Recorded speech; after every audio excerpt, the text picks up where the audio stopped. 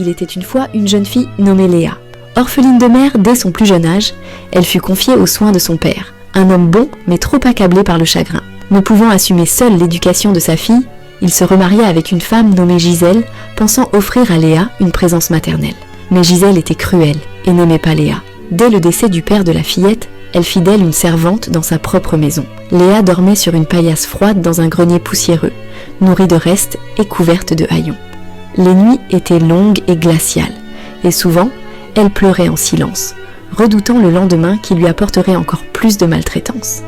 Elle la chargeait des tâches ménagères les plus épuisantes, lui refusant le droit d'aller à l'école et la privant d'affection. Seule et malheureuse, Léa trouvait du réconfort dans les rares moments où elle pouvait lire un vieux livre trouvé dans le grenier. Ce livre était son seul ami, son unique évasion dans un monde où elle n'était pas une esclave. Les années passèrent et la vie de Léa ne fit qu'empirer. Les humiliations quotidiennes, les punitions injustes et les privations détruisirent peu à peu son innocence. Ses mains étaient abîmées par le travail forcé, son corps amaigri par la faim constante. Chaque soir, elle rêvait d'une vie meilleure, d'un miracle qui la délivrerait de cet enfer. Un jour, alors qu'elle était envoyée en ville pour faire des courses sous la pluie battante, tremblante de froid, elle croisa un homme distingué, Alexandre de Beaumont, un riche entrepreneur connu pour sa bienveillance. Intrigué par son air triste et ses vêtements usés, il engagea la conversation avec elle.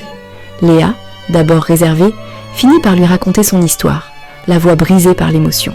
Touché par sa souffrance et impressionné par son intelligence et sa gentillesse, Alexandre décida de l'aider. Il lui offrit une place dans une école prestigieuse, lui permettant de s'éloigner de l'enfer de sa belle-mère.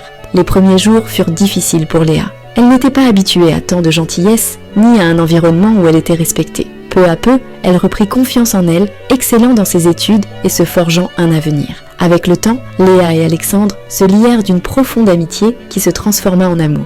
Lorsqu'elle devint adulte, Alexandre lui demanda sa main. Elle accepta avec joie, trouvant enfin le bonheur qu'elle avait toujours espéré. Mais les cauchemars de son passé la hantaient encore parfois.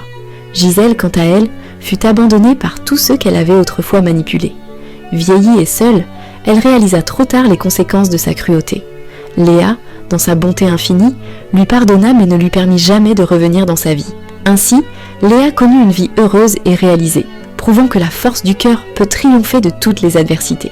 Elle devint une femme influente et philanthrope, aidant à son tour les orphelins et les enfants maltraités, afin qu'ils puissent eux aussi trouver un avenir meilleur, un refuge loin de la souffrance qu'elle avait elle-même connue. Son histoire inspira des centaines d'autres enfants qui trouvèrent en elle un modèle d'espoir et de résilience. Si vous êtes passionné par des histoires africaines fascinantes, pleines de mystères, de drames, d'amour et de sorcellerie, cette chaîne est faite pour toi. Et si vous voulez ne jamais manquer une nouvelle aventure, n'oublie pas de t'abonner et d'activer la cloche pour être alerté dès qu'une nouvelle vidéo est en ligne. À très bientôt.